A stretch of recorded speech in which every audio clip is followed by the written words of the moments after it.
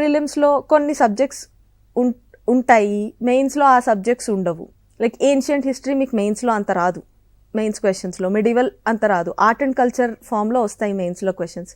But core pillars of GS preparation in UPSC civil services examination as far as I know కొన్ని subjects ఉంటాయండి high weightage.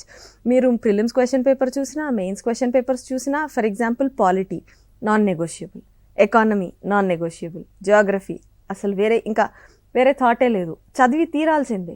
లేకపోతే మీకు ancient medieval కంటే modern history చాలా ఎక్కువ weightage ఉంటుంది.